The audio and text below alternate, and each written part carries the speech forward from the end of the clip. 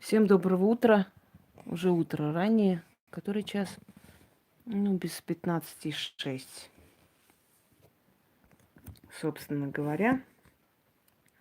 И мы с вами будем говорить о проклятой роде или о родовом проклятии. Одно и то же.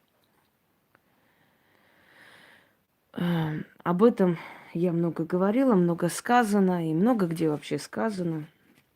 Но я сейчас по новой решила обновить это, потому что, видимо, люди не смотрят особо, да, не ищут и не хотят искать. И по новой начинаются одни и те же вопросы. Вот давайте с вами сегодня обсудим.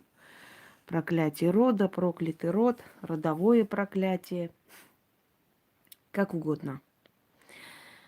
Дорогие друзья, почему-то всем кажется, что, да и вообще вот эти всякие там магуйки без конца и края, когда человек приходит к ним, они говорят: ой, у вас проклятие рода или родовое проклятие, поэтому вот вы пьете, курите, помираете, поэтому у вас такое состояние, вам надо очиститься и так далее. То есть вот они услышали, что есть такое понятие родовое проклятие, и вот они всем это прилепляют. А проклятие, а порчи, они совершенно бывают разные. Когда мы рождаемся в этот мир, мы смотрим на этот мир совершенно по-другому, с призмы своего сознания. Нам кажется, что у всех так. Ну, все так живут, и у всех такое восприятие.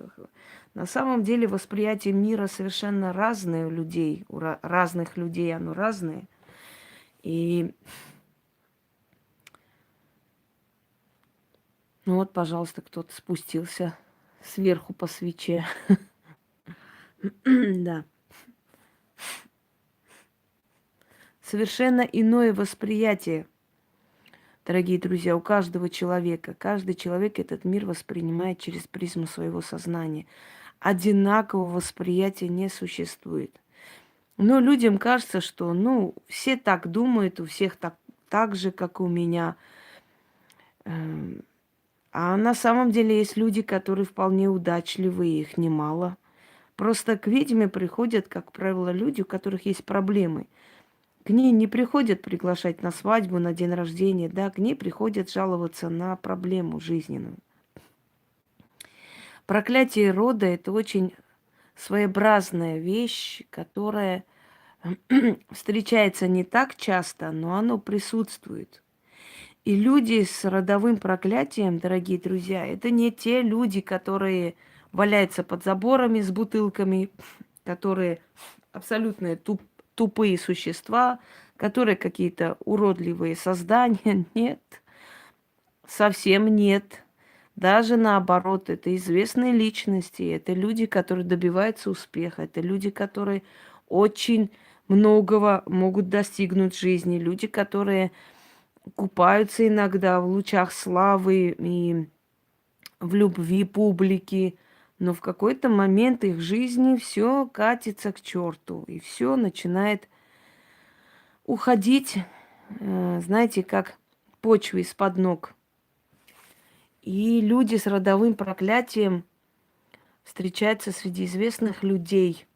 И вы многих из них, может быть, знаете. Сейчас я буду их перечислять. Вы просто удивитесь, насколько это правда. Хочу вам сказать, что программа, по которой живет род, она реальная, она существует. Ученые, которые отрицают все мистическое, все потустороннее, со временем приходят к некоторым выводам, они тоже начинают это изучать, они тоже начинают получать результаты. И оказывается, что если, например, сделать определенные эксперименты над животными, да, происходит не просто мутация ген этого животного, но и переходят по генетике болезни этого животного. Хотя это были искусственно созданные болезни учеными, например, заразились, скажем, какой-то болезнью, да, ну, как там, краснухой, свинкой, хрен его знает чем, кролика. Заразили и вылечили. И как ни странно, через некоторое время у потомства этого кролика появляется из ниоткуда та же болезнь, хотя его держали в изоляции, хотя у него не было никаких шансов заразиться. Но он рождается через некоторое время, его генетика начинает давать сбой, и у этого существа появляются те болезни, которыми была заражена их мать. Очень странно, но, оказывается, программа существует, определенная программа рода. И те болезни, те трудности, те страшные происшествия, которые были с нашими предками, повторяются с нами. Через некоторое время повторяются с нами. Точно так же повторяются с нами все наши... читайте. Читать умеете? Вот прочитайте. Повторяются с нами все хорошие происшествия. Люди иногда говорят, вот судьба матери повторяется в дочери. Понимаете, постоянно одно и то же. Дело в том, что не просто судьба повторяется в дочери, повторяется ее поиск мужчины. Она ищет такого же мужа, как и ее мать, и в хорошем смысле, и в плохом смысле. Дорогие друзья, я знаю семью врачей, которые, то есть там получается таким образом, что у родителей 15 лет разницы. То есть отец старше матери на 15 лет. Кроме того, он врач был, сейчас его нет. Значит, они встретились на какой-то вечеринке, мероприятии, встречались долго. Он такой плотный мужчина, был он такой полненький, такой круглый.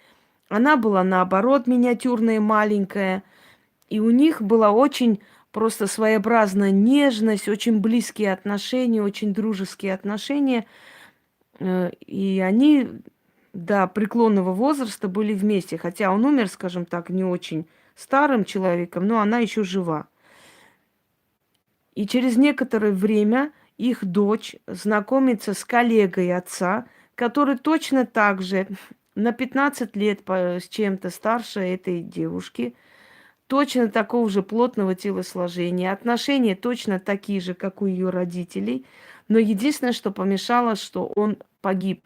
Он погиб в молодости, они не смогли пожениться.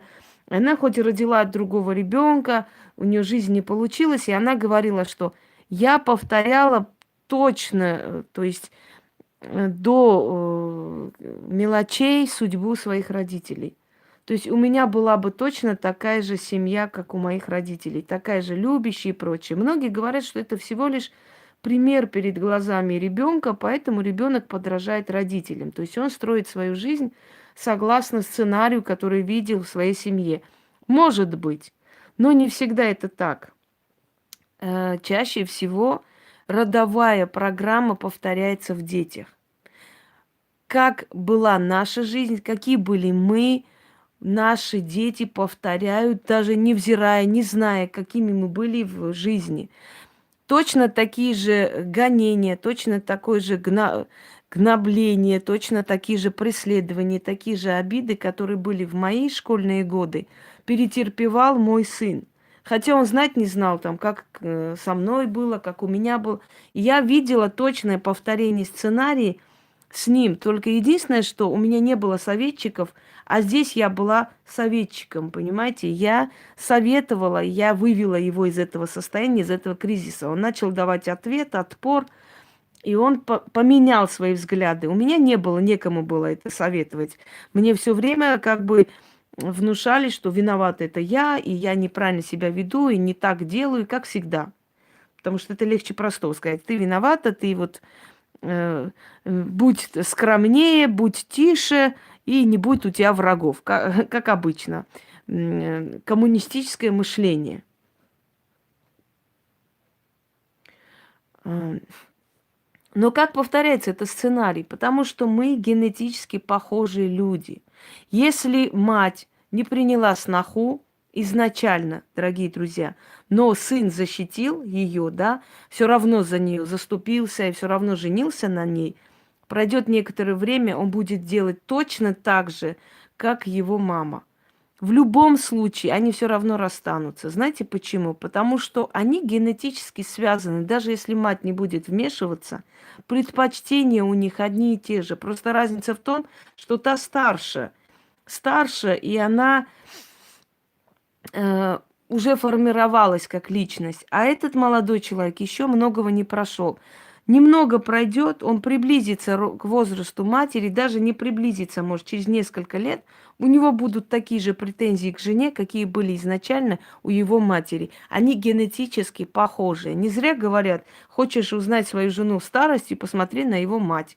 Или хочешь узнать своего мужа, каким он будет отцом и там любящим мужем, или кем он будет, посмотри на его отца.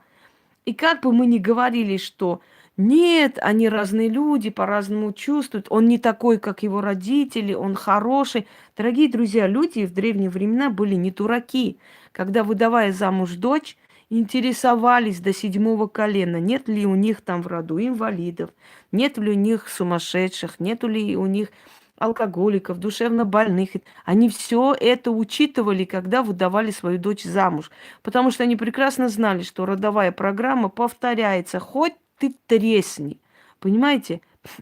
Когда я вышла замуж первый раз, я тоже думала, что он не такой, как его мать. Он не такой, каким был его отец. Нет, он любящий, понимающий. У нас все будет по-другому. Но хочу вам сказать, что все повторилось. Вот как себя вел его отец, безразличный, абсолютно безалаберно со своей семьей, точно так же он начал себя вести через некоторое время. Абсолютно наплевательски, безразлично, все равно как и что будет. Естественно, все закончилось разводом. Я помню слова своей свекрови, которая сказала мне: не переживай, у тебя все в жизни наладится, как будто я очень переживала. И она сказала, он такой же шалопай оказался, как и его отец. Хотя я думала, что он будет другой. Нет, не был он другим, он таким же оказался. Потому что генетическая программа, не только то, что отец там, скажем так, похожи, да, они там кровь тянет. Нет, программа генетическая повторяется. У отца был такой же развод в этом возрасте, у него такой же развод в этом возрасте. Вот и все. Скажем так, на моем примере, мой супруг в данный момент моей жизни, его отец очень преданный, любящий матери.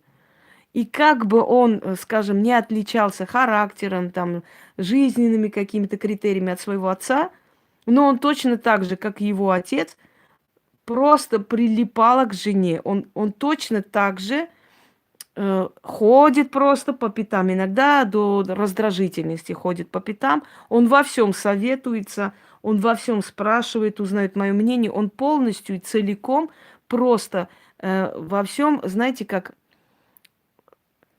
учитывает мое мнение. И точно таким же был его отец.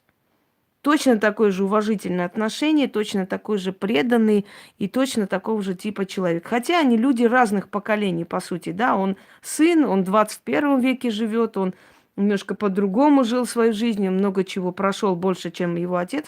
Но сценарий его отца, вот это вот прилипнуть к жене, преданно, быть зависимым, видеть в жене мать и друга и все такое, он повторяет точно так же в своей семейной жизни. Понимаете? Так что, дорогие друзья, этот сценарий будет повторяться без конца. Если это хороший сценарий, это прекрасно. Если это плохой сценарий, это очень плохо, и это нужно останавливать. Исключения, Яна, настолько мало этих исключений, что я практически этих исключений не знаю. Даже если первое время будет исключение, потом это может все равно повториться. Либо, знаешь как, либо нужно очень жестко контролировать, перевоспитывать, тут же говорить об ошибках, когда ты видишь ошибки в нем, сразу же пресекать, чтобы вдруг это не повторилось. Потому что все равно рано или поздно это повторяется. Это в чем-то повторяется. Либо он немножко от страха уже себя сдерживает, либо он боится потерять женщину и контролирует себя, но те же страсти, те же желания, то же мышление одно и то же. как у отца, как у деда, как у прадеда. Значит, все время, да, это все кружится вокруг и приходит к тому же знаменателю. Что я хочу вам сказать? Вот, как он видел этот сценарий, он точно так же повторит с женой. Точно так же, если рядом нет наставника, если рядом нет жесткой руки, если рядом нет контроля, он повторит одну и ту же сценарий, вот полностью это сделает. Что я хочу вам сказать, дорогие друзья? Хочу вам сказать, что родовая программа повторяется. И повторяется зачастую в плохом смысле, чем в хорошем. Чаще всего в плохом смысле. Люди думают, что, знаете, проклятие есть проклятие, порча, порча. Вот пошли куда-нибудь, да, сходили посмотреть, там, что у меня, почему у меня проблемы. И вот тыкают в небо. Ой, у тебя порча, у тебя проклятие, позавидовали, это сделали, то сказали, не знаю, посыпали, начитали. Все, человек в ужасе, что делать, как снимать. Человек не задумывается о том, а вот вообще спрашивать не надо, откуда это, когда началось, а какие симптомы, а что мне в жизни творится. Когда вы начинаете задавать вопросы, и они начинают злиться, нервничать, это значит, это люди ничего не видят. Потому что человек, который видит, вообще не нервничает, не переживает. Он тебе так разложит по полочкам, что ты просто обалдеешь. Имена, даты, время, что было, как ты себя чувствуешь, что после чего было, как это происходило, откуда что шло. Понимаете, до такой степени это будет сказано, что ты обомлеешь, у тебя вопросов больше не будет. Это и касается родового проклятия. Просто это сделали такой, знаете, как у нас говорят, жвачкой. Куда ни пойдешь, ой, проклятие рода, родовое проклятие, значит, люди добрые, вот у вас родовое проклятие, все это. То есть а что такое родовое проклятие? Мало кто вообще понимает. Им кажется, что просто от рода идет какое-то проклятие, что-то там идет, в общем, и вот ты пьешь, ты валяешься. Они приписывают родовому проклятию все несчастья. Я вот, видите, по полочкам вам раскладываю, какие бывают порчи, проклятия, как их отличить на самом деле. Мы сегодня говорили с вами про черную метку, а сейчас будем говорить про родовое проклятие. Это не говорит о том, что род вас проклял. Или там, нет, когда род проклинает, это совершенно другое. Это проклятие материнское, отцовское, это черная метка, это изгойство человека. Это есть вот когда род проклинает, когда родные, близкие, родная кровь прокляла. А родовое проклятие совершенно другое. Это люди, яркие, сильные. Это люди, которые идут вперед, как танки. Они добиваются очень многого, они счастливы, у них все прекрасно, все получается, все отлично. Знаете, какого момента? До определенного возраста. Вот четко до этого возраста все прекрасно и хорошо. Прямо везучие люди, просто, ну, как бы сказать, фартовые люди. И потом раз, и все заканчивается. Все идет просто к чертовой матери, все идет с молотка, все продается, все заканчивается. Человек в панике, он не знает, куда деться, что ему делать. Все было хорошо, контракты подписывались, люди звали, поклонники благодарили, все аплодировали, все одаривали. Все, нету ничего, закончилось. Что делать? И начинает ходьба по этим бабкам. И, в общем, одна скажет, сглазили, вторая скажет, ой, тебе там позавидовали, третья скажет, «О, тебе там что-то навели, там прокляли, тебе там что-то сделали, в общем, и так далее. А истина одна. Родовое это проклятие. И я вам сейчас объясню, что это такое. Дорогие друзья, по происхождению наши князья, вообще князья и, ну, естественно, и женщины есть, кто говорит, что только мужики плохие. Среди женщин столько ёбнутых существ, извините за выражение, что тут искать надо, знаете, столько найдешь. Так вот, среди наших князей, графов, среди наших дворян титулованных очень много инородного происхождения. Поляки, латыши, немцы, татары. Те же Годуновы чего стоят. И один из этих примеров Юсуповы. Юсуповы были мусульмане. Юсупбек, который пришел из Орды, причем он сам был по происхождению черкес, он не был татарином. Значит, Юсупбек, именно поэтому они, Юсуповы, очень красивое княжеское племя черкесы, вообще красивый народ, разнообразно красивый народ. Тонкие черты, большие глаза, они красивые люди.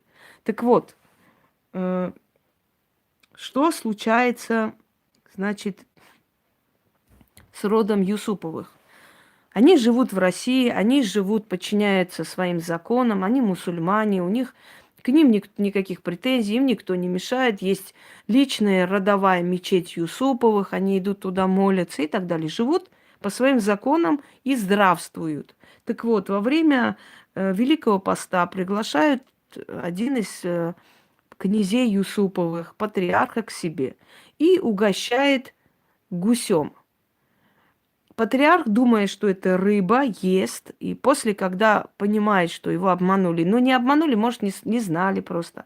Значит, когда они понимают, он понимает, что его угостили мясом во время Великого Поста, значит, он в гневе уходит и идет, жалуется царю Алексею Михайловичу о том, что Юсуповы над ним поглумились, высмеяли его. Во время Великого Поста патриарха покормили мясом.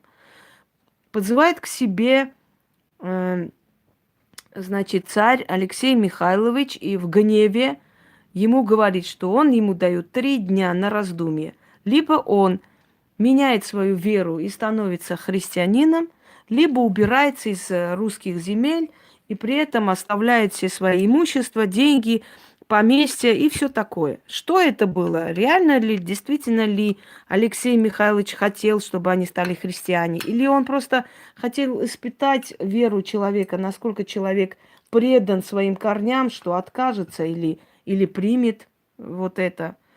Ну, мы не можем сейчас знать, с какой мыслью он это сделал, но факт остается фактом, что князь Юсупов расстроенно вернулся во дворец. 3 дня размышлял, на 3-й день собрал всех своих домочадцев, пошел в церковь и перекрестился в христианство. После чего начал изгонять из своего дворца своих там учителей, духовных наставников. И одна из них, Хафиза Фатима. Хафиза – это женщины, которые читают Коран по-особенному. То есть они знают Коран, они знают стихи Корана. То есть исламские ученые, одним словом, если так. Хафиза по имени Фатима прокляла семью Юсуповых. Она сказала: за то, что ты отвернулся от Аллаха и от праведной своей веры ради того, чтобы не потерять свои деньги и имущество. И если бы ты сохранил, то ты бы получил в 10 раз больше, но ты предпочел имущество и деньги. Я проклинаю род Юсуповых. Каждый твой потомок, который будет достигать твоего возраста, будет умирать. Да будет так, сказала она, закрыла за собой ворота и ушла.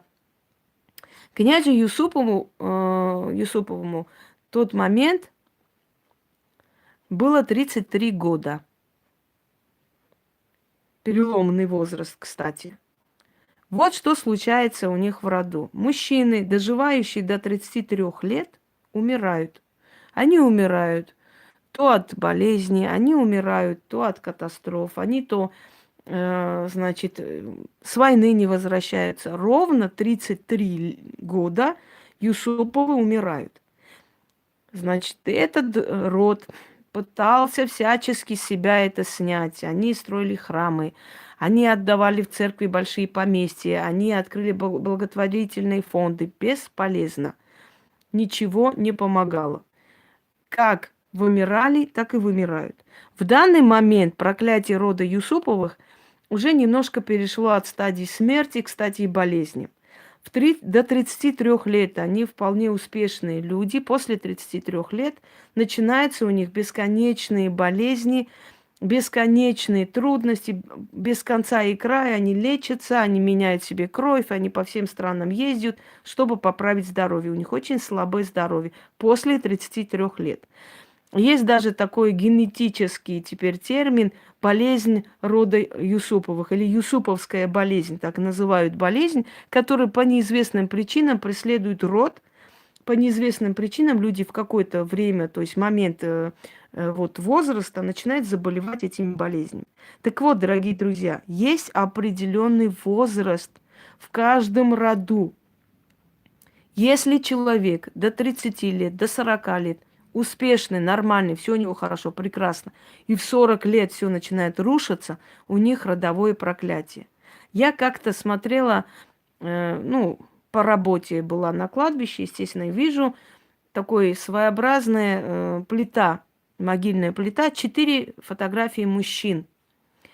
И дед на фотографии молодой, видно, что ему под 50 лет, может 48 с чем-то, где-то так. Следующий идет отец, примерно такой же возраст. Потом идет сын этого отца, то есть внук этого деда, и правнук. И я с ужасом увидела, что каждый из них умирал примерно в 48-47 лет. Можете представить? И все четвером там похоронены. То есть в этом роду мужчины вымирают именно ровно в этом возрасте. Что-то с ними случается. Мы просто не все, конечно, в это все интересуемся, чтобы знать, но те люди, которые интересуются, могут подтвердить. У каждого из них есть знакомые, друзья, какая-нибудь семья далекая, соседи, у которых определенное время умирает мужчина, либо заболевает. И они уже настолько к этому привыкшие, что когда рождается мальчик, они уже себя подготавливают. В нашем в селе председатель нашего села, и, кстати, одна из его снох была моя двоюродная сестра. Ну, полюбили они, вышли замуж, хотя род был не очень хороший. Очень богато живут люди, очень, все у них прекрасно. Так вот, так получается, что старшие дети этого рода, мальчики, все умирали. Умер сын, рожденный моей двоюродной сестрой. Ему было где-то неделя, он умер, она в очень тяжелом состоянии лежала в Ереване, еле-еле выкарабкалась, пришла в себя. Второй сын у них женился, первенец, первый мальчик у них умер. И у дочери, то есть думали, что пронесло, мальчик в Сочи, 18 лет ему было, убили. Тоже мальчик, первенец. То есть первый ребенок их детей. Тоже умер, погиб. Был убит. Начали копаться, от чего это произошло, почему, что случилось и так далее. Оказалось, что, значит, прабабушка вот этого рода, да, этого ее свекрови, нашего председателя села, там старосты села, в общем, что его прабабушка для того, чтобы извести сноху, для того, чтобы выгнать сноху из дома, убивала детей, которые рождались. То есть рожденные мальчики были убиты. То есть она не могла родить наследника. В этом ее обвинили и выгнали. А как она это делала? Она перемешивала крысиный яд в молоко и давала детям. Эти дети помирали. И когда эту женщину забирали, она была в полусумасшедшем состоянии, и мать этой женщины прокляла. Она сказала: будьте вы прокляты, вот как вы убивали детей моей дочери, пусть Бог убивает всех детей, которые будут рождаться, всех мальчиков, чтобы у вас не было наследника. Она этого сказала и ушла. И действительно, реально, в этой семье все мальчики, которые рождались, все они первенцы, первые мальчики, все умирали. И это факт. И я даже помню, когда у меня бабушка собралась, вот когда уже второй сын у них женился, тоже мальчик родился, умер, ну маленький причем, 5-6 дней, и они умирали. И она говорит: да что же это за проклятие такое, а? Прям вот уже не первый же случай у них в семье. Вот она сказала, у того брата дети, тоже первые дети умирают, у этого. И говорит: да что же это за проклятие такое, а? Опять ребенок у них помер, надо пойти соболезновать. И я вот с детства вспомнила этот момент. Я тоже задумалась, думаю, это что за проклятие такое, что правда, у моей сестры двоюродный вот ребенок умер, родился, там ребенок умер, еще ребенок умер, родился. То есть в том возрасте, в котором бабка убивала этих детей, рождались дети и помирали. У моей бабушки, то есть матери моего отца, была мачеха, очень злая женщина, ужасная. Она была очень красивая женщина, но она была жуткая женщина, ужасающая просто. И я знаю просто по рассказам моей бабушки, как она им не давала кушать. Она отравила их бабку. Значит, та умерла, чтобы единственная заступница этих детей ее не стала. Она до сих пор, то есть до самой смерти вспоминала, что моя бабушка прям перед глазами, как она мучилась, как она умирала, и врачи пришли, сказали, мол, что она, эта бедная женщина, кому сделала, что ее отравили. И вот милиция в то время там приехала, чтобы это расследовать, но поскольку сельские жители, они уже ее похоронили, потом сказали, мол, ну что делать, вот у нее дети есть, не посадить же ее в тюрьму. Вот пронесло. После этого она начала... Вот есть среди женщин отравительницы. Дорогие люди, если человек один раз перешел закон совести, просто закон совести, этот человек будет дальше делать. Он будет убивать до того, пока не остановят. Убивать натурально. Если вы думаете, что серийные убийцы и маньяки есть только на улицах, которые кого-нибудь там убивают, хочу вам сказать, что скрытых убийств в России, вообще в мире, настолько много, что ни одному маньяку не снилось. Серийных убийств просто в доме, в семье. И она начала, то есть она продолжила это дело. И точно так же у снохи убивала девочек. Она убивала девочек, потому что не хотела, чтобы были лишние рты. И вот эта женщина, ее зовут Наташа, Натали, она говорит, я до сих пор не могу просто, я до сих пор не могу забыть, как у меня ребенок, значит, последний раз посмотрел на меня, протянул руку, как бы прося о помощи, и, значит, повис на моей руке. И я, говорит, не могла никуда идти, мне некуда было идти, но я понимала, что она убивает моих детей. И эта бедная женщина пыталась всякими способами там не забеременеть, потому что она говорит, я не могла вынести этого. Каждый раз она убивала моего ребенка.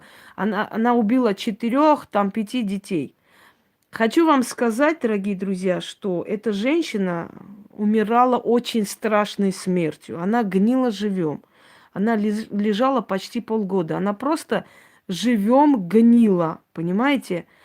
Она не могла отмучиться. Она говорила, меня, наверное, Бог за мои грехи не прибирает. Я не могу, значит, я не могу отмучиться, я не могу уйти. Были жуткие боли. Она проклинала эту медсестру, которая там, где же она ходит, чтобы прийти и укол сделать от этих болей. У нее развивалась гангрена, ну, ужасающе. В общем, там, говорит, такой стоял самарат, что люди не хотели заходить. Вот она так ужасно, страшно умирала. Но дело не в этом. Дело в том, что после того, как вот это все завершилось, значит, у ее родных детей, родных дочерей, умирали девочки. Они все то ли в младенчестве умирали, то ли они были болезненные. То есть они не могли родить, они возвращались обратно, их внучки, снохи, в общем, не могли они создать здоровый род. У них постоянно умирали дети. И в конце концов этот род уже начали, знаете, считать проклятым, и не брали у нее, как бы у них не брали девочек. Многие из этих девочек сейчас в России живут, не знаю, какие у них там, значит, как там судьба сложилась, вот что у них там случилось, не могу сказать, но то, что они были несчастные, они платили за свою бабку, и они так и говорили, что, сейчас скажу, Сара ее звали, что Сара напортачила, а мы за нее платим.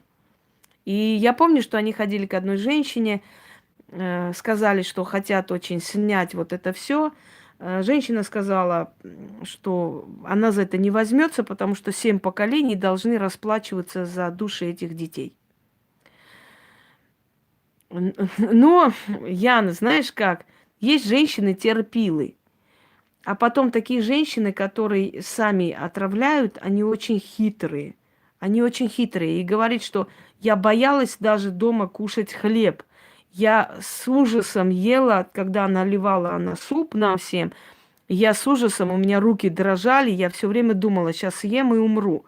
До такой степени страшная была особа. Вот. Ну, вот так вот. Поэтому все они бегом бежали от нее сразу же, как только первая возможность была, они все уходили отдельно жить. Они ее боялись, даже ее собственные дети. Бывают такие женщины, у которых просто демоническая власть над всеми. И она парализует их, как кроликов. Они не могут... То есть их воля парализована. Понимаете?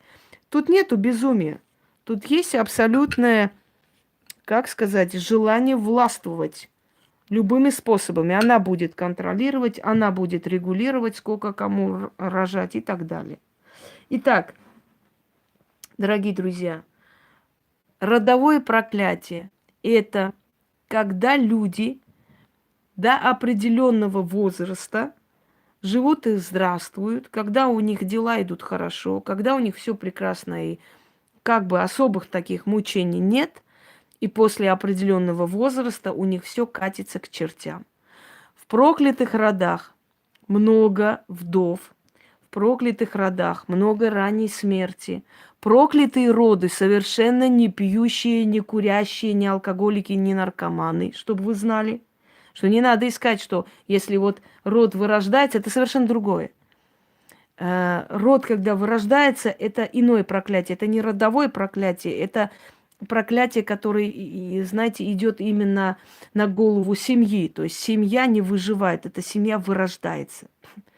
Люди с родовым проклятием, как правило, образованные, умные люди, начитанные люди, люди, которые пробиваются вперед своим трудом, люди, которые даже не верят, что они, например, прокляты, понимаете? Они и не поверят, если вы скажете, у тебя род проклятый, они тебя высмеют. Потому что какой проклятый? У меня там дядя профессор, у меня там мама судья, у меня там этот прокурор. Но если они сядут и посмотрят, что после определенного возраста род начинает вырождаться и умирать, они тогда поверят. Все люди, которые сейчас делают вещи и думают, что они безнаказаны, дорогие друзья, все эти люди очень сильно ошибаются. Люди, которые прокуроры, которые сажают невинно людей, люди, которые судьи, они не понимают, что их ждет. Я расскажу вам об одном прокуроре, который жил в Армении, очень развязанный человек, был абсолютно просто царь и бог местности, люди его боялись, он мог заполучить любой дом, любое имущество, что хотел. И никаких преград перед ним не было. Люди после войны, когда ели, доживали, он ел икру, масло, то есть у него было все. У этого человека в данный момент 4-этажный дом стоит, который он продает. Сейчас я вам скажу, дорогие люди, за $5000 его сын продает. Никто не покупает. Дом 4 этажа в живописном районе, все внутри мрамором сделано, мебель там чуть ли не... Все это оставляет человек, все. Антиквариат просто. Все кованые люстры, кованые эти ворота, я не знаю что. $5000. Никто не хочет купить этот дом, все боятся. Я иногда думаю, не взять ли купить мне этот дом? Хрен с ним, как дачу, поезжать туда. Я-то таких вещей не боюсь. У меня же мысли начинаются по этому поводу. И он продает этот дом уже, наверное, лет 15. Вот по такой же цене. Вот я тоже думаю об этом уже. Никто не покупает, потому что боятся проклятия. Потому что проклятый род. До такой степени, что дочери стали проститутками. Одна вообще пропала в Арабских Эмиратах. Один сын стал наркоманом. Внук повесился. Род вырождается, заканчивается род. Все. все идет ко дну. Почему? Потому что он сам губил чужих детей. И вот судьба губит его детей. Самое страшное, что люди, которые это творили, после смерти не уходят на покой. Они приходят, они видят все, что творится с их семьей, с их родом, но ничем помочь не могут. Они должны эти мучения видеть и пройти. Дорогие друзья, действительно, не зря говорят люди, да, старые люди, главное, твоя жизнь, твое имя. Все временно, все это летит к черту. Мы за это цепляемся зубами и когтями. Все временно. Иногда приходишь, смотришь дом, в который вкладывали, дом, который там строили, делали эту красоту. И с такой тоской, грустью видишь, что этот дом уже перекосился, что он разрушается, что там в нем нету жизни, он уже болеет, этот дом, да. Когда-то за этот дом просто шли просто нереальные бои между свекровью и снохой. Каждая из них заболела, ушла раньше времени ради того, что дом не могли поделить между собой. Когда-то этот дом там проклинали дети, которые в этом доме каждый день слышали эти крики, скандалы и все такое. И проходит много лет. И этот дом, который был просто местом военных действий, которые не могли родственники поделить, из-за которого проклинали, ненавидели, свели в могилу друг друга. Дом этот уже рушится, ничего там нету, не осталось. И думаешь, как же это смешно ради материальных выгод себя свести в могилу, свою душу свести в такое вот бездну, в такую черноту и уйти. И кому этот дом достался? Я не знаю, каким-то этим бродячим собакам, которые там живут. Понимаете? Вот поэтому нужно материальное. Стремитесь к достатку, но стремитесь к тому, чтобы в этой жизни испытать этот достаток, радоваться. Вот нравится это кольцо, иди покупай. Нравится вот это, иди себе приобретай. Вот живите так, чтобы к концу жизни уйти и знать, что я в этой жизни получила все сполна. Вот все увидела, все прошла, все испытала и насладилась этой жизнью. Оставьте своим детям, да, имущество, но не нужно за это грызться, потому что история показывает, что все сильные женщины, например, та же самая София Палеолог, да, которая грызлась за сына, чтобы сын был на престоле. Она убила Ивана Молодого, она устраняла всех, она устранила внука, там, который родился от Ивана Молодого. Их заточили в тюрьму, потом они там погибли. Она вгрызлась в эту власть. И эта власть ничего хорошего ее сыну не принесла. Родился потом Грозный, потом мы получили смутное время, мы получили царствие Годунова, Шуйского, мы получили бесконечные войны, междоусобицы, тысячи, миллионы жертв. Вот что мы получили. Когда человек вгрызается в материальное, во все, его потомки очень несчастны. Они потом получают вот за все проступки родителей, они всю эту тяжесть тащат на себе. Понимаете, когда пришли к власти Романовы, их власть, их царствие началось с виселицы сына Марины Мнишек и Лжедмитрия II, маленького Ивана. И этому Ивану было всего 10 лет. Они его повесили на площади. Почему? Потому что нужно было это делать, к сожалению, чтобы никто не воспользовался ситуацией, никто опять не сказал, что вот воскрес там наследник настоящих царей, и опять же какую-нибудь авантюру не замутил с этим ребенком. Повесили они его. Как закончилось царствие Романовых? Смертью кого? 10-летнего царевича Алексея. С чего начали, те закончили. Понимаете, дорогие друзья? Когда Елизавета Петровна вгрызлась во власть и устранила этого мальчика Иоанна Антоновича, которого заточила в крепость, она была довольно-таки жестокая женщина. Вы уж не думайте. Елизавета была очень жестокая женщина. Однажды она увидела одну княгиню, которая оделась точно так же, как она, в такое же платье, и даже розу прикрепила к своей прическе, как Елизавета Петровна. Она расценила это как личное оскорбление. Она посчитала, что таким образом захотели, то есть таким образом захотели показать, мол, ты такого же происхождения, как и мы, и ничем от нас не отличаешься. Она это не забыла. После бала ее увели в тюрьму, ей отрезали язык, ее побрили наголо, отобрали все имущество, и она закончила свою жизнь в монастыре, и она писала, э, что что за хрень ты несешь, придурочная особа? Господи. Свечи горят, это нехорошо, зрители вас проклинают. Больная, ей-богу. С башкой что-то беда. Сколько таких дур по интернету шастают? Ну, просто вот ужас один. Вы только почитайте, что эта дура написал. Свечи там горят, вас проклинают. Ну, не... Вы вот представьте, с какими идиотками иногда приходится иметь дело. Вот только недоразвитость просто человеческая, боже мой. Значит, родовое проклятие, дорогие друзья, должно быть заслужено. Родовое проклятие наводится или желается. Если человек, вот ко мне приходят иногда люди, я им объясняю, что у них было в роду, и они говорят, мы не можем проверить, конечно, там это было или нет, но все симптомы, которые вы говорите, совпадает, так и есть. Если в роду был чекист, который расстреливал молодых парней, то в этом роду мужчины будут больные, мальчики будут болезненные. В конце концов, потихоньку они будут вырождаться. Понимаете? Потому что он уничтожался. Это самое страшное приостанавливать род, древо рода уничтожать. Это очень страшно. Если он это делал, их предок, то обязательно по роду будет это идти, это проклятие.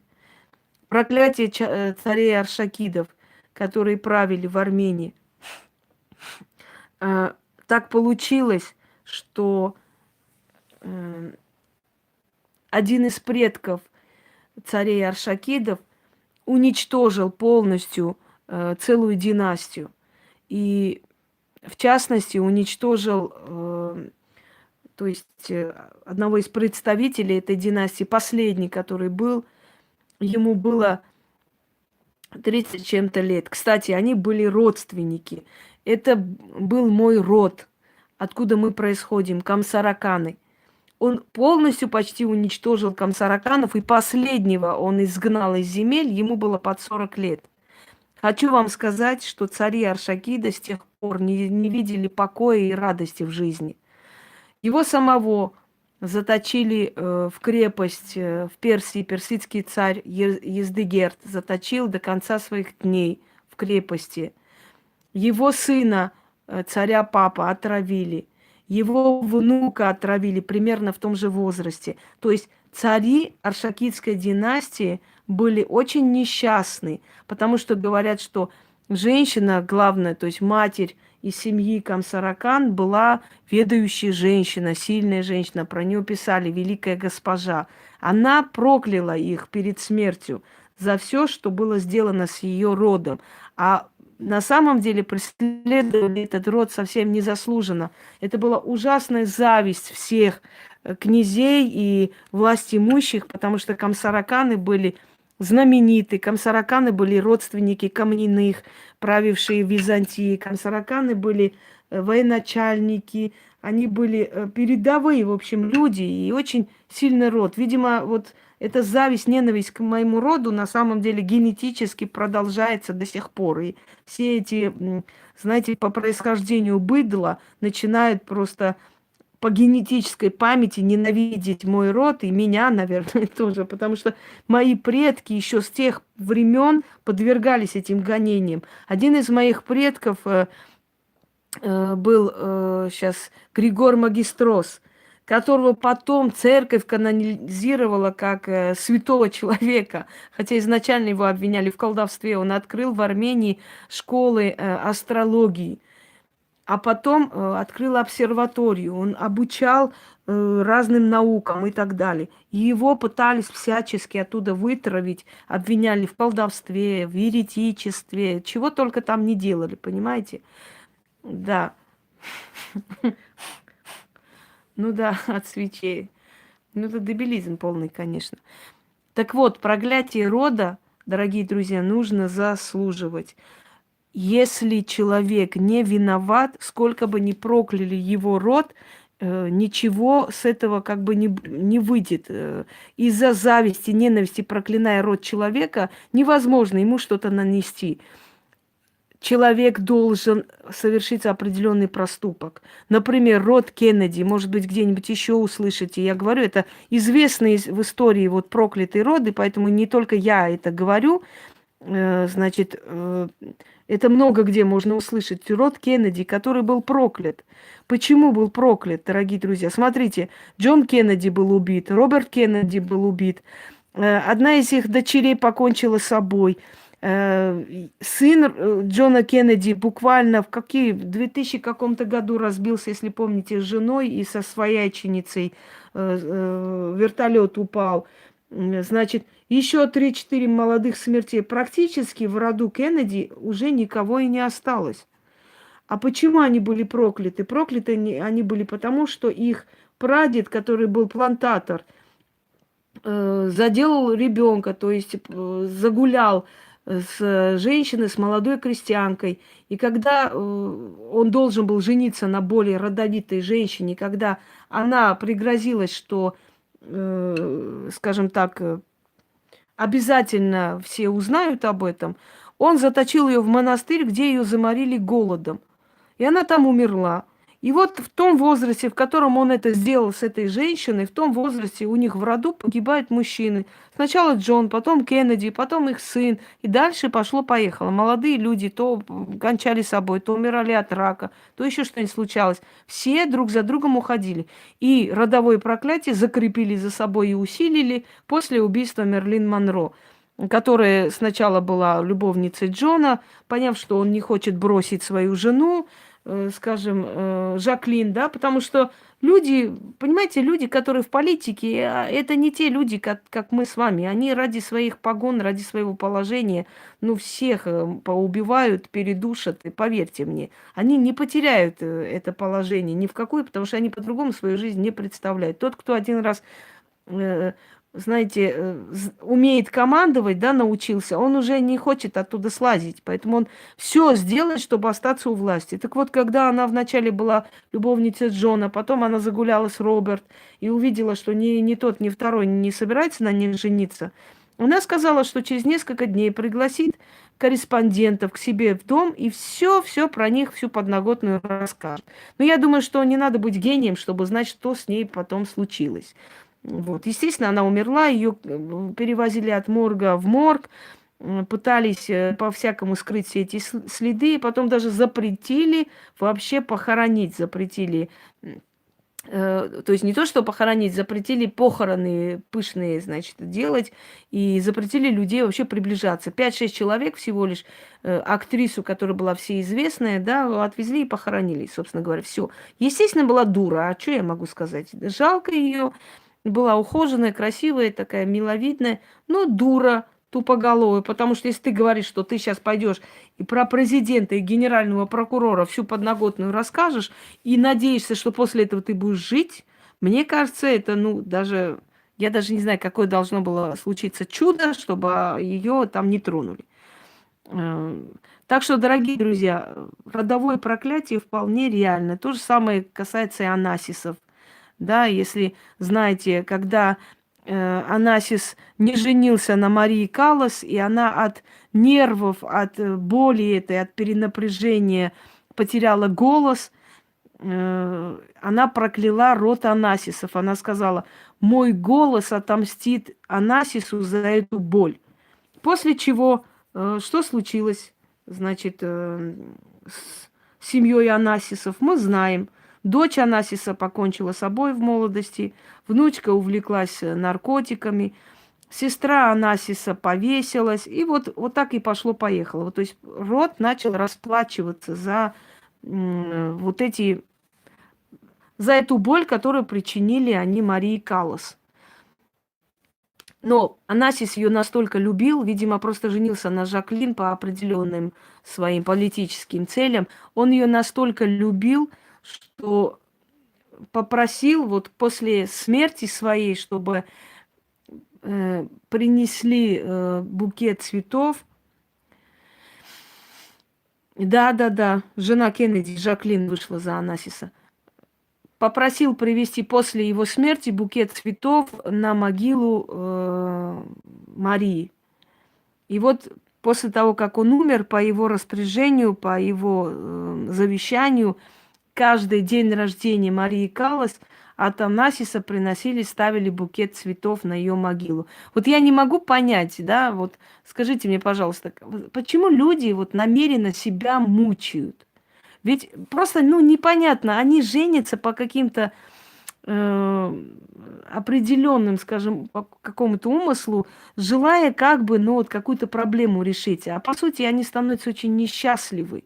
И они 100 раз жалеют потом, что они это сделали. Но они поступают глупо. Точно так же случилось, например, если помните, с королем Монако, который бросил, кого, сейчас скажу, Коко Шанель ради принцессы Грейс Келли. Ну, она, ей дали потом титул принцессы, она-то была актриса Грейс Келли. Вот, он женился на ней и бросил Коко Шанель. И Шанель сказала, принцесс в этом мире очень много, да, и так денег куры не клюют, куда уж больше, зачем оно еще больше, я не могу понять. Просто мне кажется, что люди должны, получая определенную прибыль, имущество, уже иметь право жить как хотят, это же дает им как путевку в жизнь. Это, наоборот, открывает их дороги, чтобы они жили лучше и в свое удовольствие, они подчинялись всеобщим законам, они дальше продолжают вот по одной какой-то схеме жить. И вот, когда он женился на Грейс Келли, Коко сказала, принцесс много, а Коко Шанель одна. Но при всем этом говорит, что она проклинала его за причиненную боль и желала испытать такую же боль. Что случилось? Грейс Келли разбилась. Дочь, которая в определенном возрасте чуть не погибла, потом она связалась со своим охранником, был целый скандал. Сейчас говорят, что внучка точно так же по той же дороге пошла. Сестра, значит, этого короля Монако умерла в молодом возрасте, как и его жена в том же возрасте. Так что, дорогие друзья, если человек причиняет боль, если человек ломает судьбы и считает, что это все обошлось, и что, ну, какие-то там проклятия, может быть, что они там особо решают, он очень сильно ошибается. Так вот, родовое проклятие, давайте еще раз с вами пройдемся. Родовое проклятие – это когда до определенного возраста, значит, до определенного возраста у человека все хорошо, у человека слава, деньги, имущество, вот он идет вперед, он всего добивается, достигает, и через определенное время у него начинает все рушиться. Это родовое проклятие. Если у вас внезапно это началось, и если вам начинают внушать, мол, ой, там сглазили тебя, не знаю, что сделали, это не совсем так. Не то, что не совсем, это совсем не так.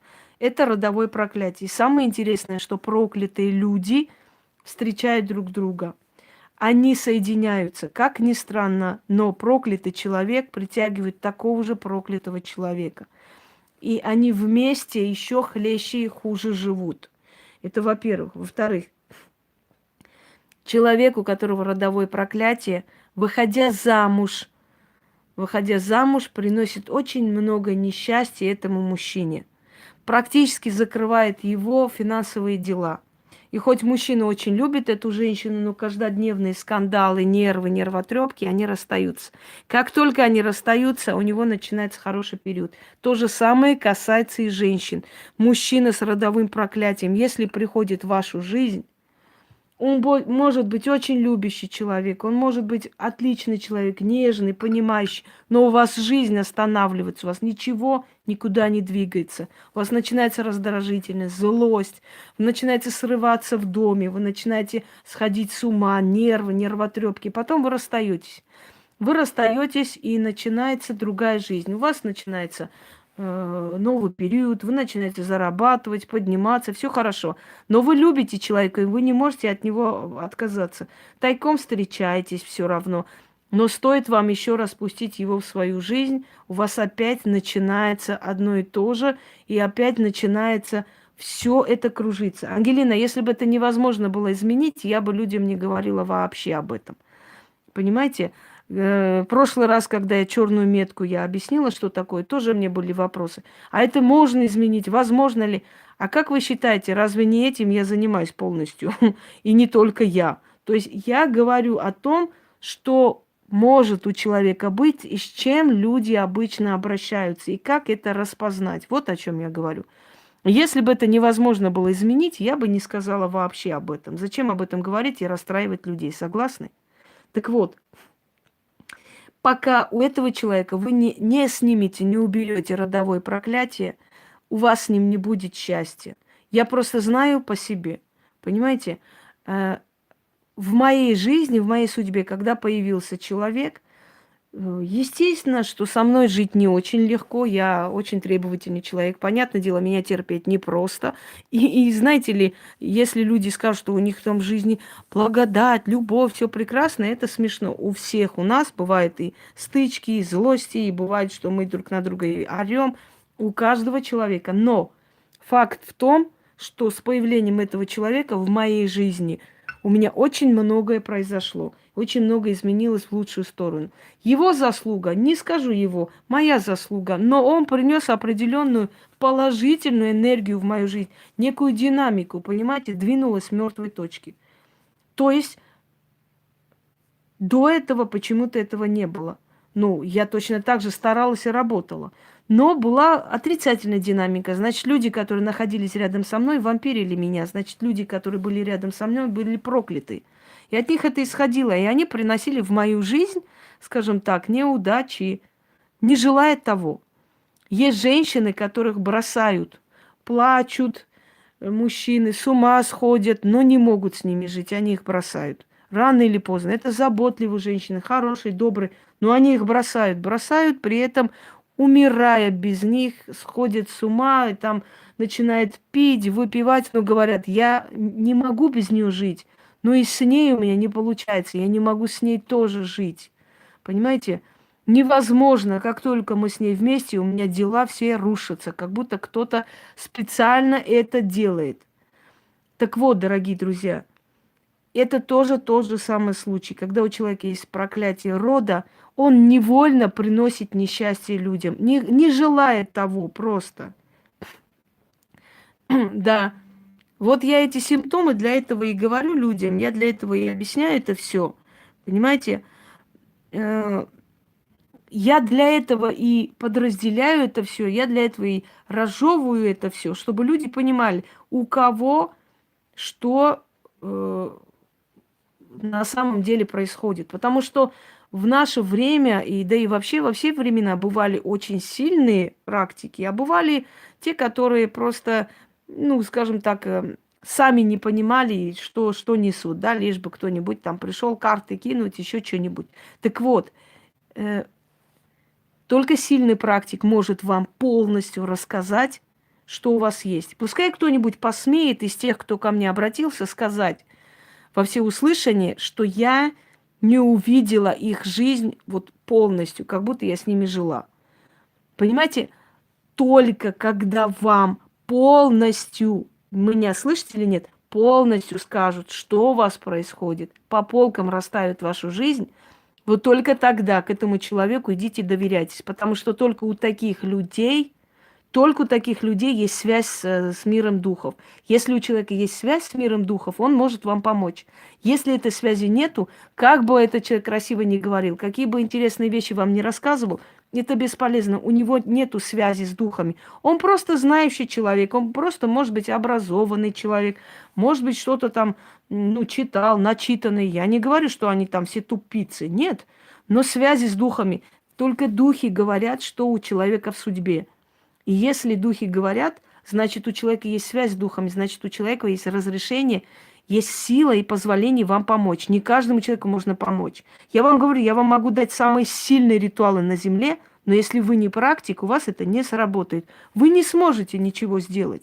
А если человек практик, если у него есть разрешение и дозволение, он может просто рукой промести вот над вашей головой, просто, знаете, вот так прям сказать, снимаю у тебя боль. Все, и отойти в сторону, у вас боль пройдет. А можно быть не практиком. Я читала такие абсурдные вещи, как стать ведьмой. Значит, послушайте внимательно, рецепт, говорю вам. Древний секрет, как ведьмой стать. В мешке вы должны отнести на кладбище 24 петуха и 24 курицы.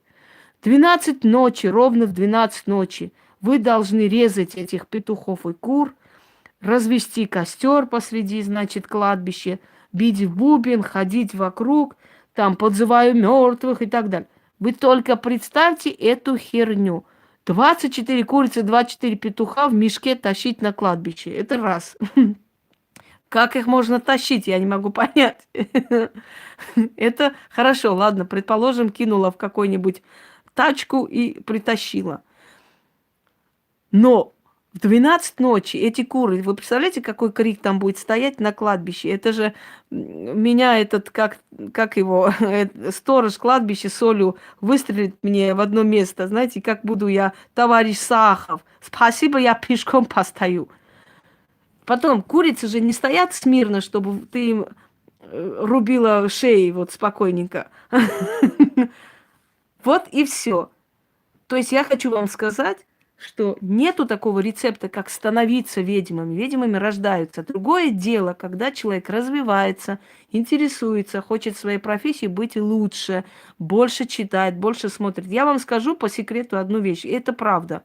Я иногда на сайтах, ну, в Google, Mail, я не знаю, смотрю вот ради интереса, мне хочется найти какой-нибудь ритуал.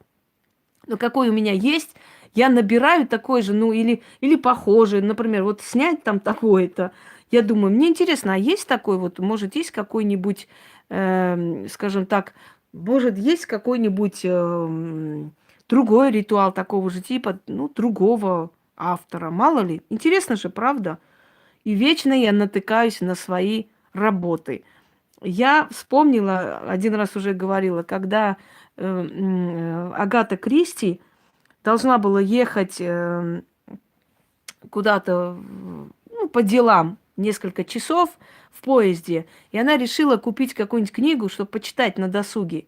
И когда она подошла к книжным лавкам, везде были только, значит, книги ее, Агата Кристи. Все предлагали ей ее же книги, говоря о том, что это прекрасный автор, вы не пожалеете, мадам, берите, читайте.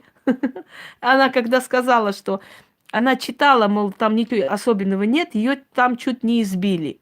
И она сказала, это было великое признание людей, но единственный раз в жизни я пожалела, что я столько книг написала, потому что я не могла найти ни одну книгу чужую, чтобы просто коротать время, понимаете? Я пока не скажу, что я жалею об этом, но я начинаю уже задумываться. Я думаю, слушайте, ну кто-нибудь еще какие-нибудь нормальные ритуалы может? Сейчас знаете, какой выкладывает? Сейчас просто выкладывает с похожим названием, как у меня. Заходишь, там какой-то кусок мяса стоит, какая-то хренотень, Господи, через Богородицу, там святое, там святые, все вы идите сюда и так далее. Какую-то хренотень, но название одно и то же. Для чего? Название одно и то же для того, чтобы вы мне надоели, мадам Ангелина, или как вас там, пошла вон отсюда. Название одно и то же, потому что интересно же, да, и люди, значит,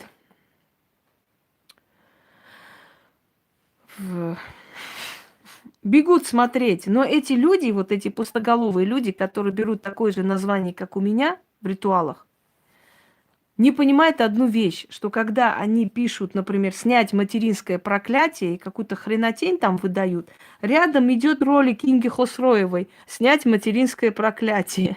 И когда человек переключается туда ради интереса, а тут что такое, нажал, посмотрел и думает, вот это работа, да, интересно это все. Понимаете, Они даже об этом не задумываются своей тупой башкой, что когда они берут одинаковые названия, рядом пробегают. Просто посмотрели их хренотень, да, и сказали, ой, так интересно, вот можно там взять, снять. А потом рядом пробегает другой ролик, снять материнское проклятие. Также написано, ради интереса любой посмотрит. Заходит, смотрит и говорит, а вот это да, вот это другой вопрос. А что там за хренотень была, интересно? То есть у них даже на это мозга не хватает, чтобы это понять. Э, Уважаемый, Инга недалеко для тех, кто хочет до нее достучаться, дозвониться. Инга бегом не летит всем отвечать.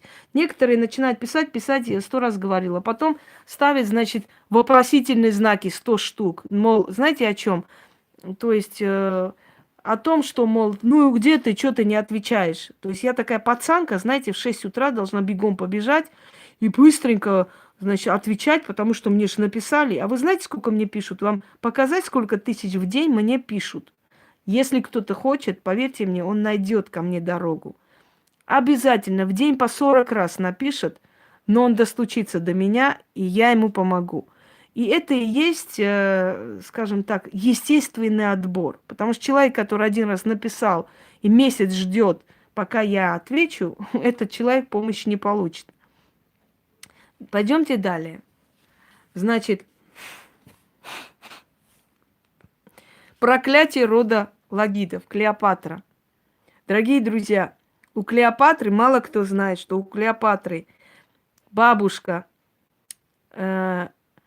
Тея, Клеопатра Тея, в ее же возрасте отравилась и умерла. Ее мать, Клеопатра Филопатра, отравилась в ее же возрасте и умерла. Она сама, ее имя точно так же было, Клеопатра Филопатра, ее две имени. В ее же возрасте отравилась и умерла. Ее дочь Селена Клеопатра умерла в ее же возрасте. Это говорит о том, что у рода Клеопатры, то есть у рода Птолемеев, Лагидов, на самом деле род Клеопатры исходит к одному из телохранителей Александра Македонского, Лага Птолемея. Они стали царями Египта. Естественно, греческого происхождения они были, но перемешались с местным населением. Например, ее мать была сирийка, ее бабушка была кровей, значит, из Нубии.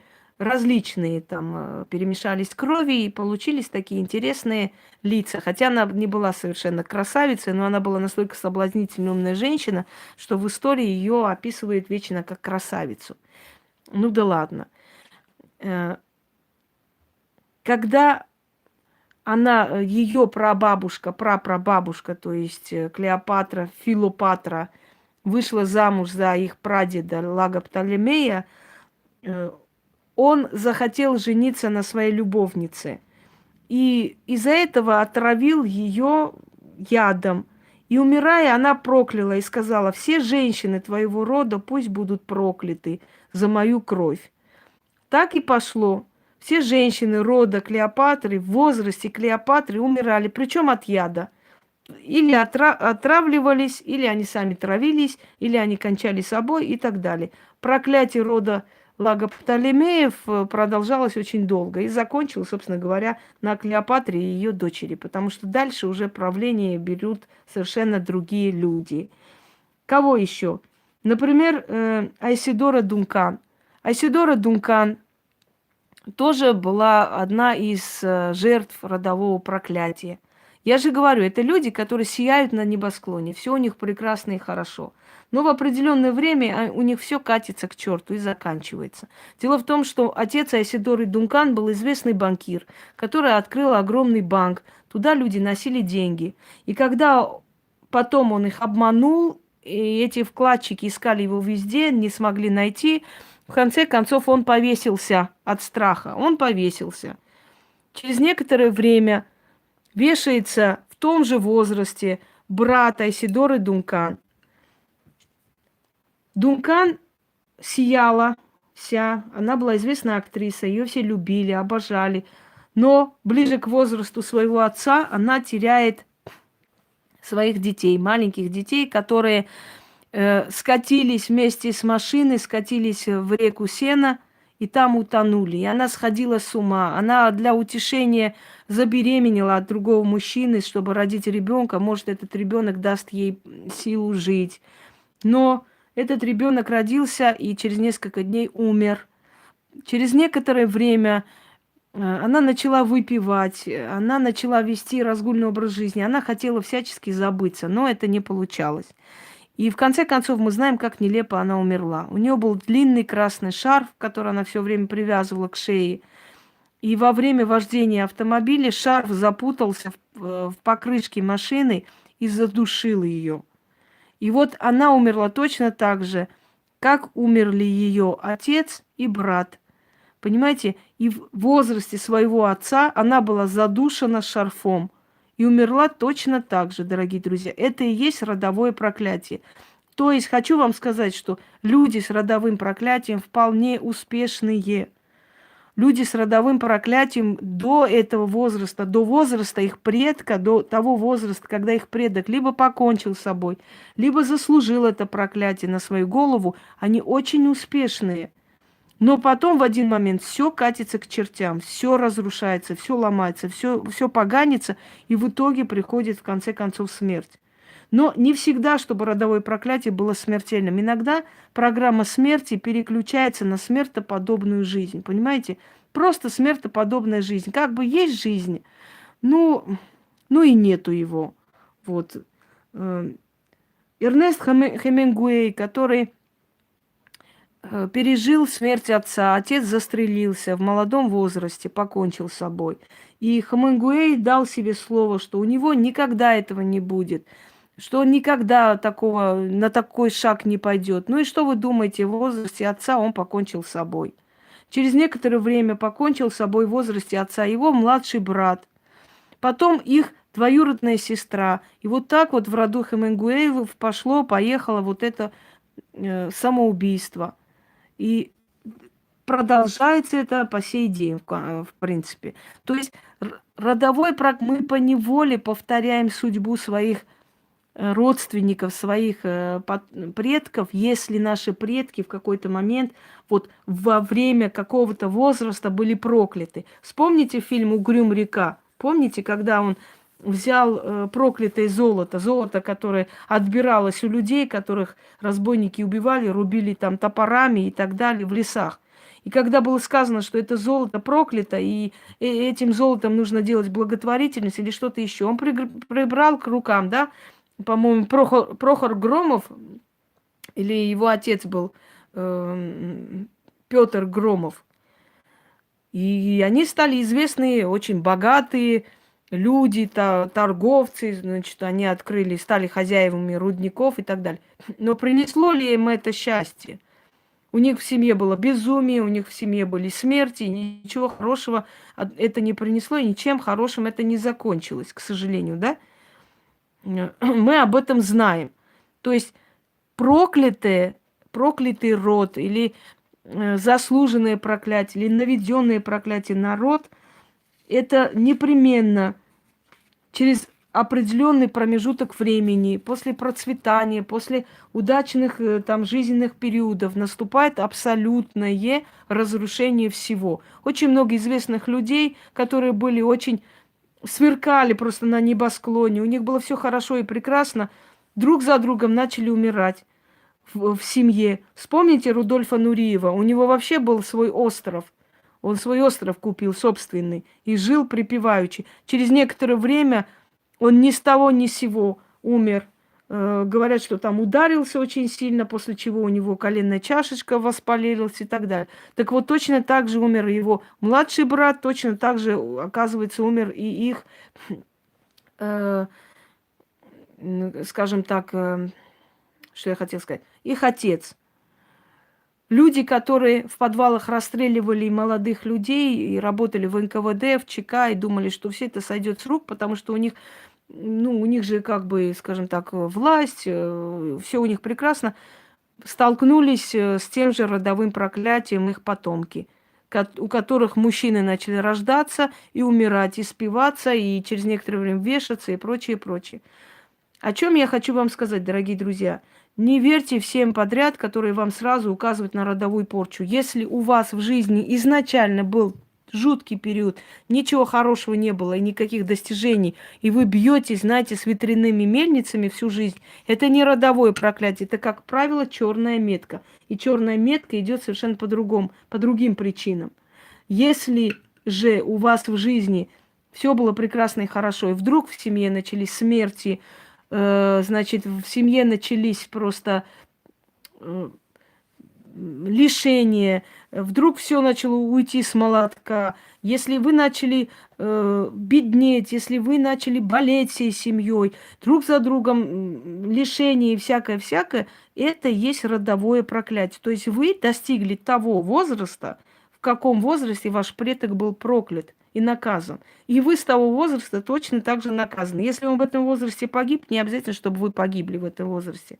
Вы можете в этом возрасте просто эту программу продолжить по-другому. Разорением, болью и всем таким. То есть откупаться по-другому, но все равно страдать. Я знаю одну семью, в которой бабушка ночью умерла, ей было 31 год, она просто умерла в молодом возрасте, и дети были сироты, они выросли у родственников. И вот эта женщина все время говорила, что вот у меня мать умерла, то есть старшая в доме, вот мать умерла в 30 каком-то лет, я так боюсь этого, я боюсь, она ходила везде, там спрашивала, ей говорили, что это надо снять, но она почему-то с этим тянула. И однажды нашли ее утром сыновья, нашли ее абсолютно уже холодную. Она умерла. Потом дочь, вот дочь умерла буквально не очень давно, года 4 назад. 31 год.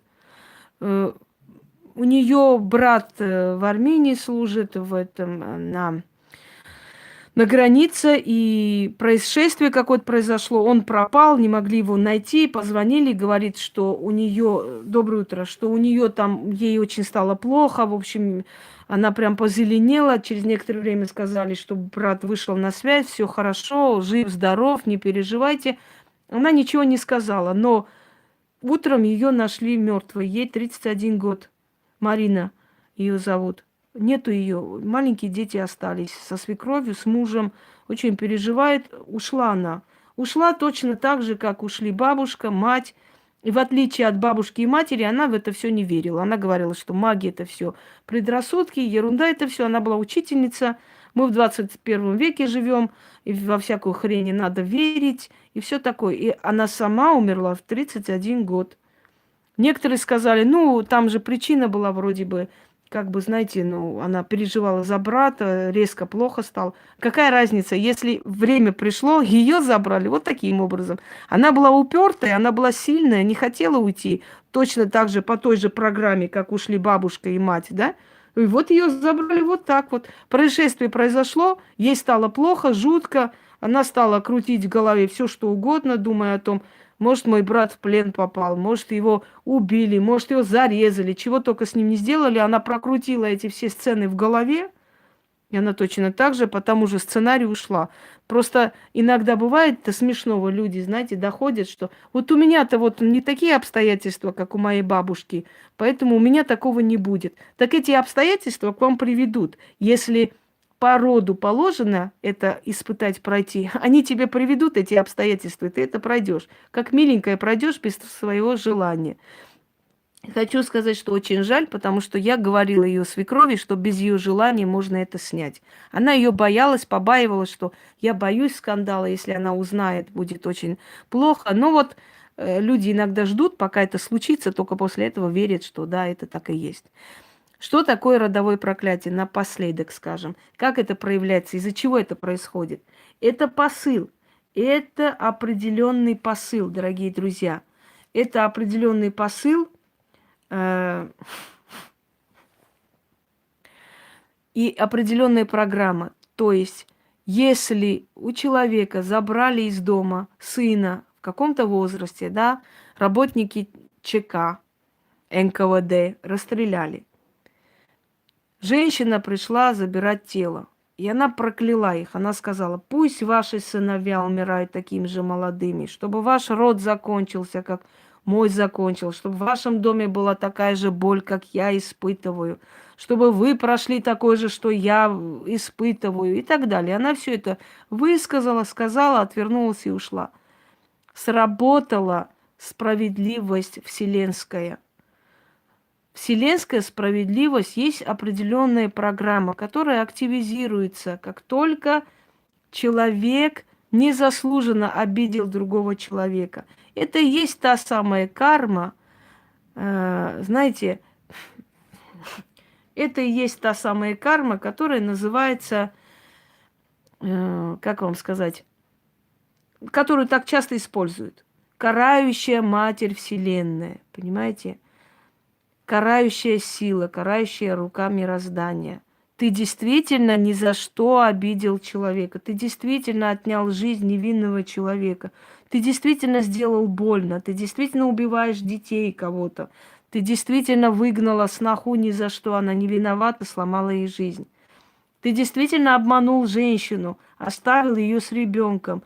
Ты сделал это, и это проклятие сработает. Приходит вместе с этим посылом, с этой энергией в семью, в род, приходят определенные силы, которые должны этот приговор привести в исполнение. Это не в отличие от той силы, которая, например, идет при порче, да, вот человеку делают порчу, наговорили, сделали, закопали фотографию, это порча. Там идут черные демонические силы, которые приходят, чтобы поганить жизнь человека. В отличие от всего этого, родовое проклятие – это механизм справедливости, понимаете? Но если это повторяется, то очень может быть, что так и есть. Это механизм справедливости, дорогие друзья. И этот механизм справедливости не остановить. Единственное, что можно сделать, это попросить, это помирить. Вот как снимается родовое проклятие. Обращается человек, и ты видишь, есть проклятие рода. Вот сделала там прабабушка что-то такое, и за это страдают, скажем, они все дочери в семье, да. Что она сделала, например? Ну, она могла, например, предположим, ну, сноху выгнать, та пошла покончила с собой. Еще что-нибудь, да? И вот расплачиваются все молодые женщины в семье, они несчастливы. Они выходят замуж 3-4 года, счастье, радость, дети, все хорошо. Потом раз, и муж отворачивается просто и начинает гнать. Есть семьи, в которых женщины выходят замуж, все у них хорошо, счастливый период, любовь, они по любви вышли, они создали семью, дом построили, все хорошо. Но в какой-то момент муж говорит: я тебя ненавижу, пошла вон отсюда, собирай свои вещи, у меня другая женщина, я тебя видеть не хочу. И это повторяется с одной сестрой, со второй сестрой. И они не могут понять, что происходит. Почему их дочери, их женщины, их рода все одинаково разводятся, сидят вместе с детьми. Их мужья их видеть не хотят, выгоняют. Просто изгоняют и все. Уйди и все, не хочу тебя видеть. Оказывается, что их прапрабабушка когда-то точно так же выгнала молодую сноху.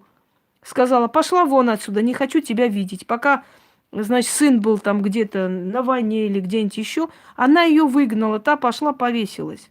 И вот приходит мать этой женщины и говорит: как ты сломала жизнь моей дочери, чтобы в вашем доме, в вашем роду все ваши дочери, все ваши сестры, все ваши дети вот так же умерли, сдохли, сломали им жизнь, как ты моему ребенку сделала вот такую гадость, как ты отняла ее жизнь или молодость. Бывает же всякое, сходят с ума люди, сходят всякое, понимаете.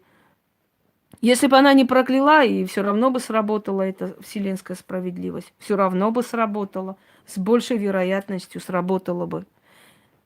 И вот все. Вот приходит возраст. Вот эта женщина повесилась в каком возрасте? 26 лет ей было. Прекрасно. Вот выходит замуж дочери в 19 лет, 20 лет.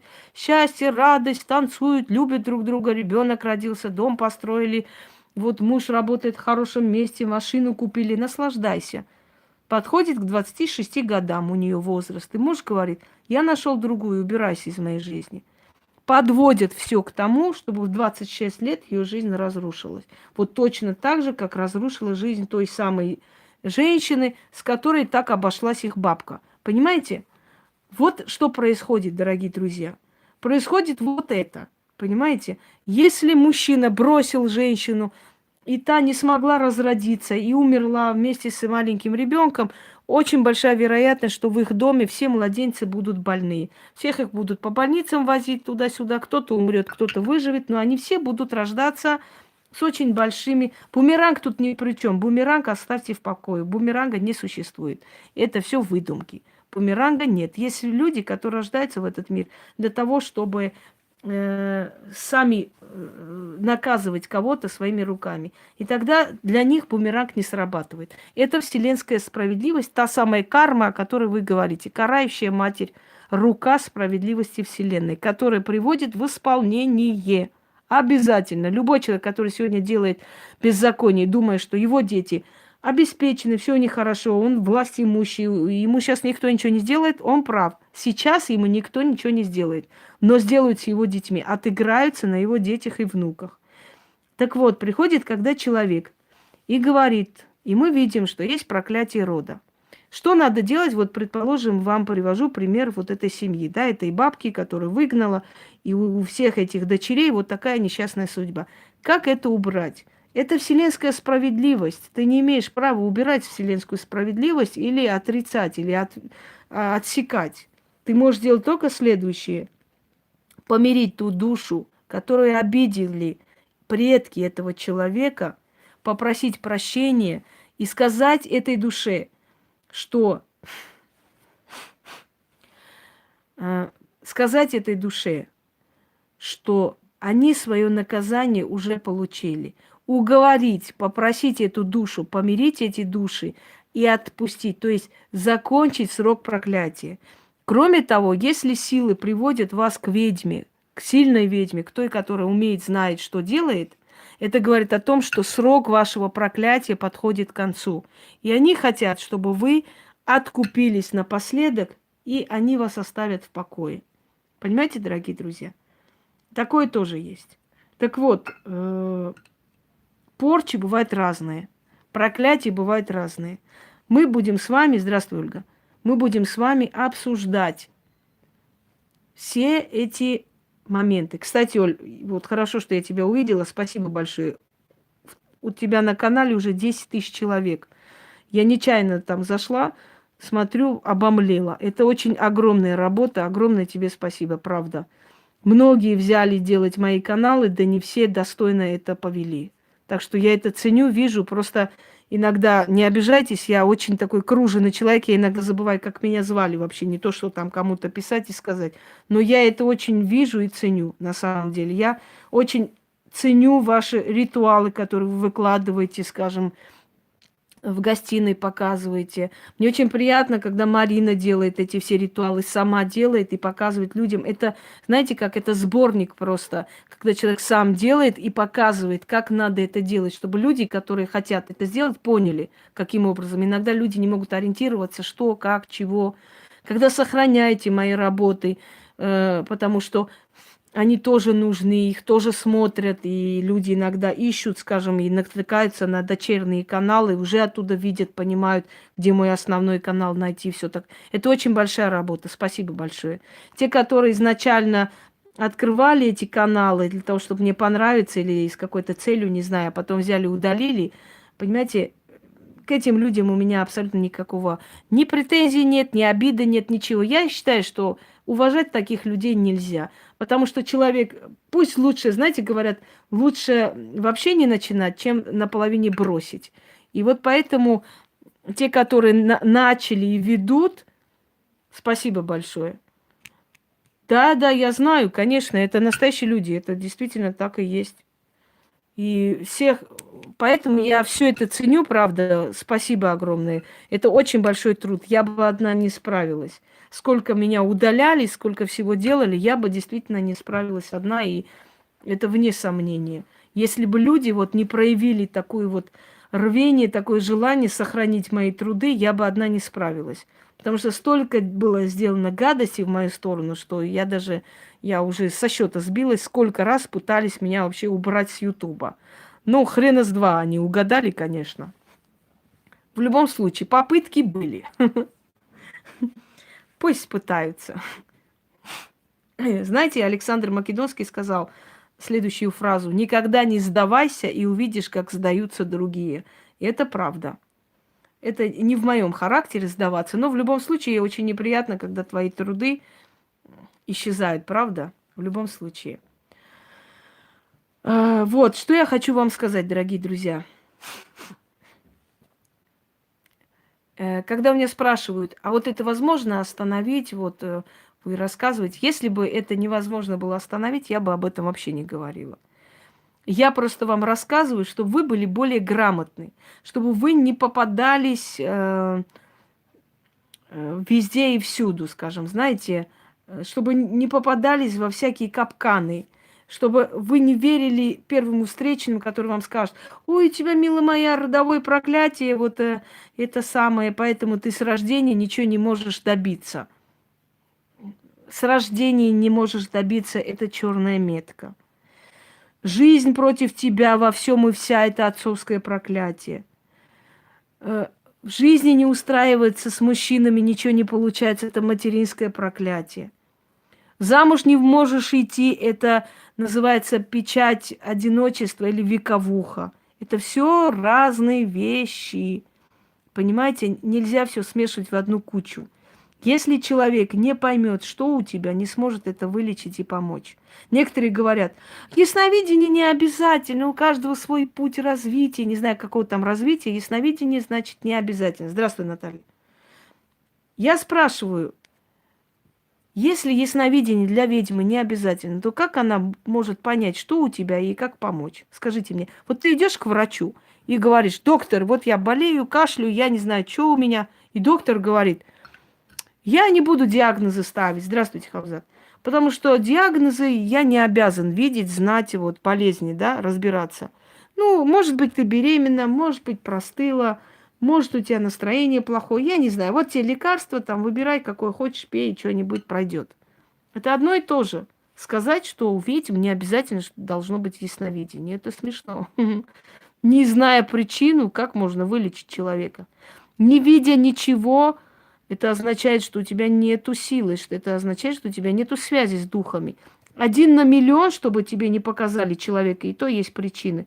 Либо силы отводят этого человека, либо не пришло время, либо запрет стоит ему помогать. Вот тогда ты можешь не видеть. Ну, ты извиняешься, говоришь: я ничего не вижу у вас, поэтому я вам не помогу. Удачи. Все, на этом заканчивается. Ты не придумываешь ничего. Но если вы идете, вам должны подробно объяснить все симптомы, что происходит, когда началось, почему, что было, все причины. Вот тогда можно сказать: да, человек видит и может мне помочь. И порчи разные, и проклятия разные, симптомы разные, и снятие всего этого тоже разные. Всем удачи, всех благ, дорогие люди. Я пойду дальше. Кстати, снятие родового проклятия у меня есть. И это делают только практики. Вам туда лезть вообще не стоит, иначе вы усугубите. Есть снять проклятие с рода отца, с рода матери, так что я это уже выставляла. Есть различные варианты, может быть, еще какой-нибудь вариант я как-нибудь покажу. Пока что я говорю то, что вам нужно в данный момент. Всего хорошего, всем удачи!